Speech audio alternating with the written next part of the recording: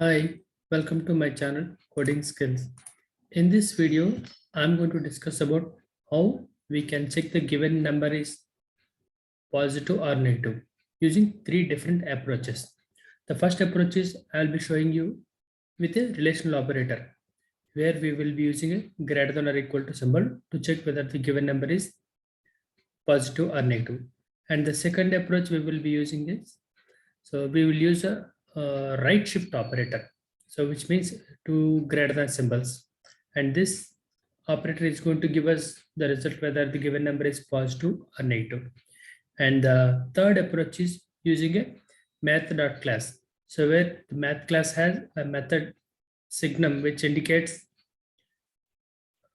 it's whether the given value is positive or negative. So using all three approaches, I'll show you how we can implement the given number is positive or negative. Basically, in mathematical terms, so how we can say whether the given number is positive or negative? If a number is greater than or equal to 0 in reality, so that is called positive. Otherwise, it is classified as a negative number. So I'll show you by implementing it programmatically. So let's get into Eclipse editor. Creating new Java class.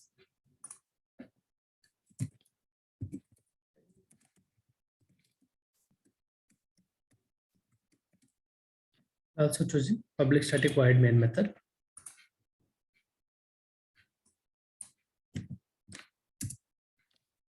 First I'll be importing scanner object.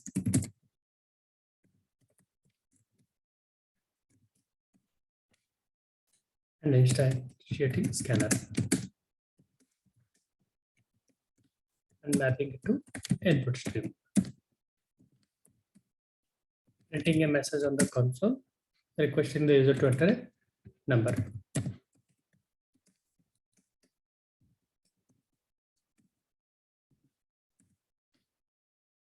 And storing in a some integer variable 8 and equal to sc dot next. This is going to capture data from the keyboard. Once we have the value ready, so we'll start implementing the all three approaches. So we will be creating a separate method where it is going to return the Boolean value, which indicates whether it's a positive or negative. Public static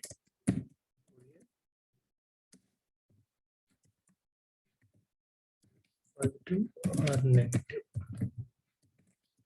So for this method, we'll be passing input value, whatever we read from the keyboard.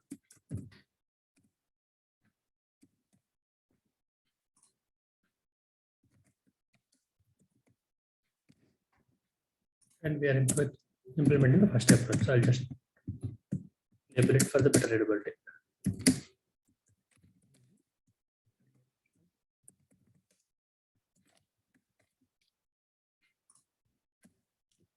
So as the relational operator means if the given number n greater than or equal to 0, then we are going to return as true.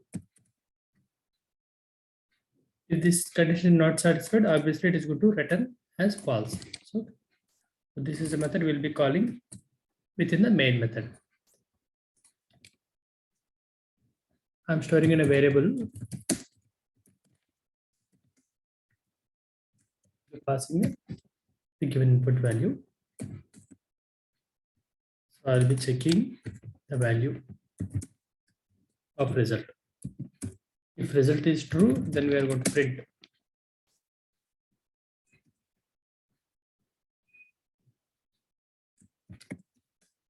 Given number is positive.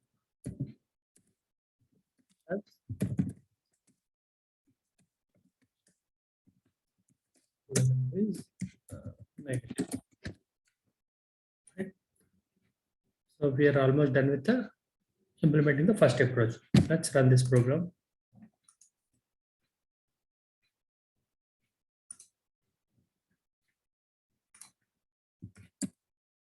So given number is positive because it is greater than or equal to 0.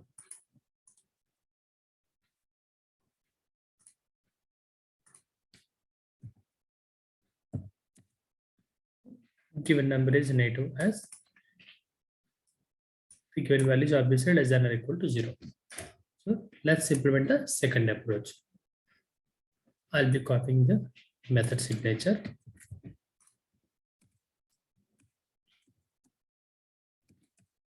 And also comment the first approach.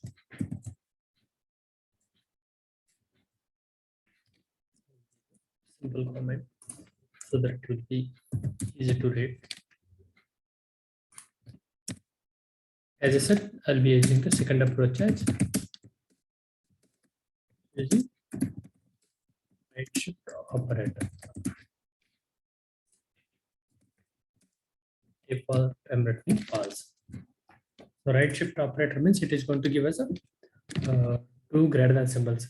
Basically, right shift operator moves all the bits by the given number of bits to the right. So let me write the code how we can write. If two double greater than, this indicates that this is a right shift operator. If double equal to 0 or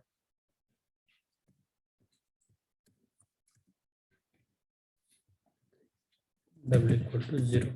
If either of these conditions are satisfied, then we should return true because it indicates that the first value. Otherwise, it's going to return by default value is false.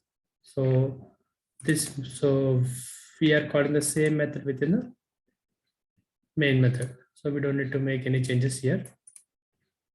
Executing again. Saving this class and executing.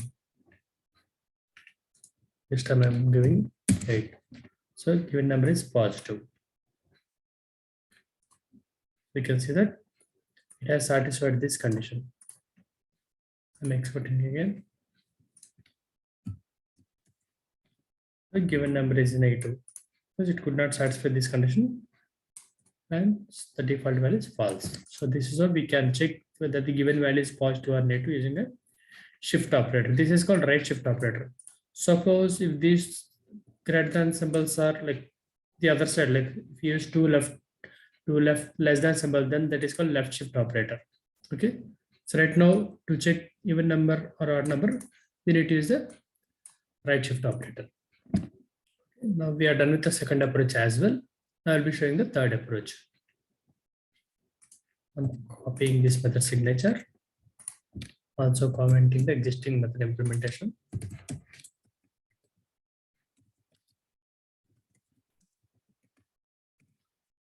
As I said, third approach will be using a Sigma method from math class, right? Method. Basically, this method is a built-in method from math class. So it returns a signed function of the value that is passed as an argument. So basically it returns three different values. If the given value is greater than 0, then it is going to return 1.0.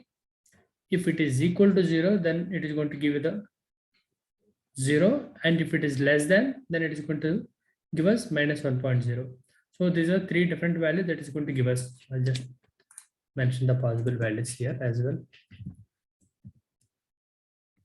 0, 0, and 1.0. These are the three possible values this method is going to return based on the value that we pass.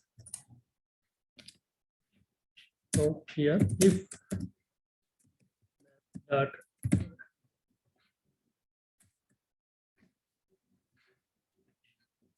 greater than or equal to 0,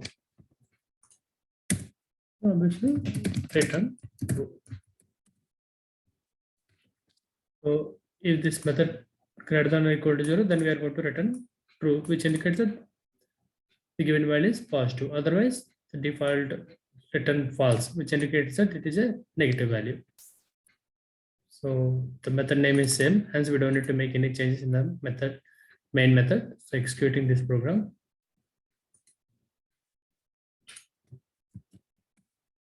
So given number is positive.